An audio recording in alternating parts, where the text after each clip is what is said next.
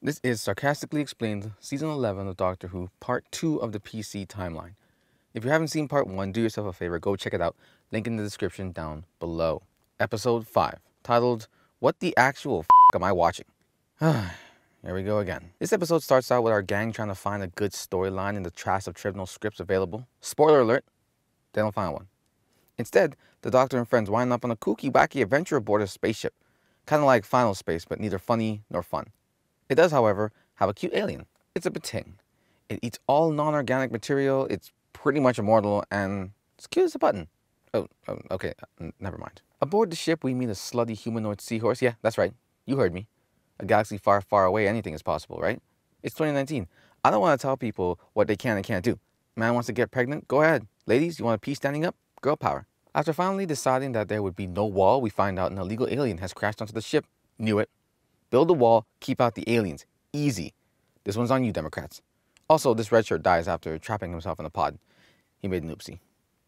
Some are trying to catch the Bating, others are trying not to get caught by the Bating, while Ting 1 and Ting 2 are trying to deliver a baby. From a man. I'm trying to be cool about this. It's weird. It's real weird. Which, by the way, what's with this line here? Making the incision. Huh? What do you mean you have to make an incision? Why can't he give birth naturally? Is he under stress? Or maybe it's because he's a man and not a seahorse. Well, why is he pregnant then? You've raised so many questions about his anatomy, and I know I'm not going to get the answers. Moving on. This red shirt dies trying to pilot the ship through a dangerous asteroid field. Whatever. The Doctor finds a bomb attached to the ship's power source. Lucky, lucky.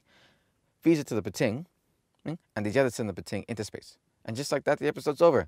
Great episode. Episode 6, The Demons of Punjab. Okay. We start off with Yaz wanting to know more about House Khan and what role her family played in the Song of Ice and Fire. What blood did they shed? What is it? I'm mixing shows, you say? So why are we going back in time? A broken watch? Who cares? All my watches are broken. Use your cell phone. Fine. Whatever. Moving on. The group arrived in Punjab August 1947, the day before the partition of India.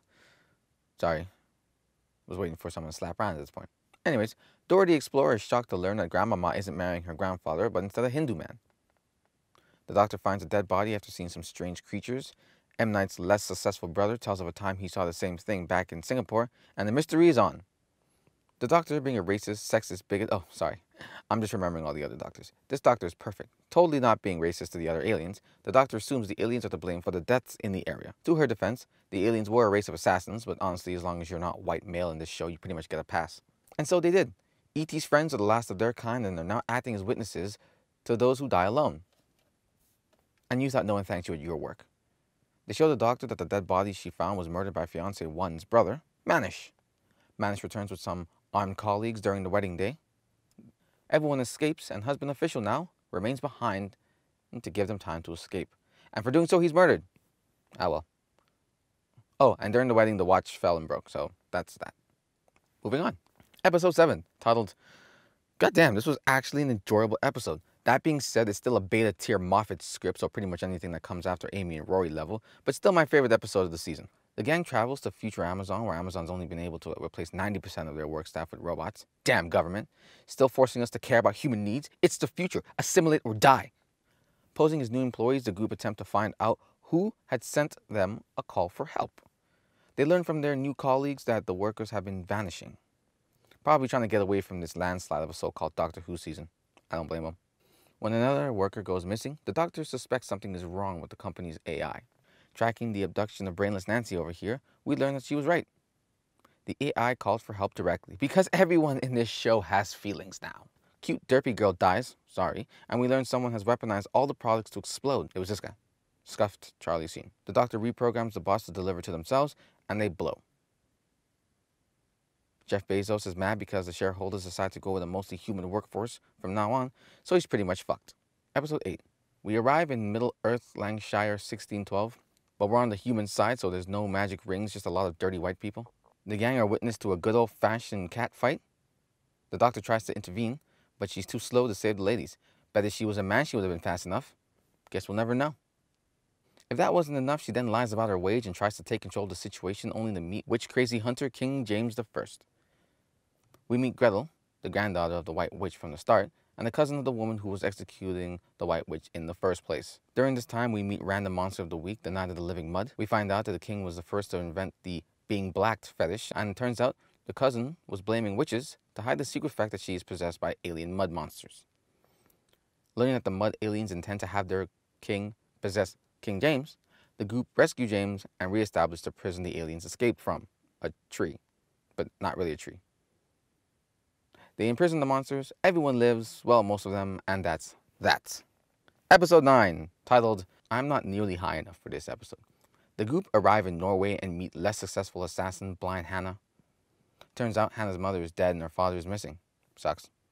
Surveying the area, we quickly discover one of the mirrors in the house is actually a portal. Hansel and Gretel here follow the witch through. They leave Hannah and Token behind so the black guy doesn't die first, and also the babysit. Thanks to all that training Hannah's received over the years, even Jimmy Neutron Boy Genius succumbs to a sneak attack.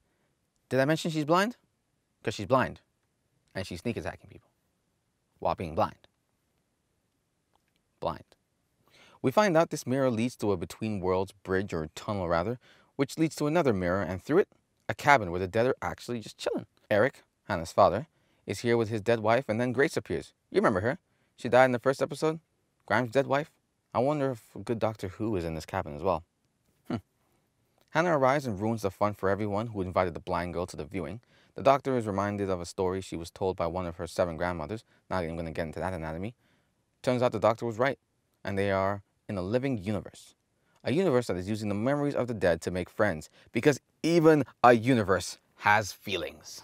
Coming to this realization, everyone is forced out of the cabin universe, but Eric doesn't want to leave. The Doctor offers herself in his place. The universe accepts, and we come face to face with the personification of this universe. And what does this universe choose to look like? Wait for it. I mean, that's exactly what I thought a sentient universe would look like. What did you think? Comment down below. With some feely-weely, politically correcty stuff, the Doctor gets away and we head back to the TARDIS for more shenanigans. Episode 10. The end is near for Doctor Who.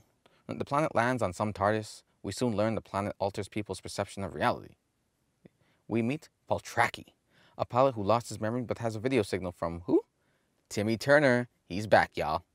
It's too bad he didn't use his last wish for a better looking face. Anyways, he asked Poltraki to bring him this item. And for this, he gets the crew that Poltraki already forgotten about back. Retired Santa and his little helper try to look for the crew. Meanwhile, the rest of the team hunt Timmy Turner. The team meet a space nun and a choir boy who takes them to Timmy.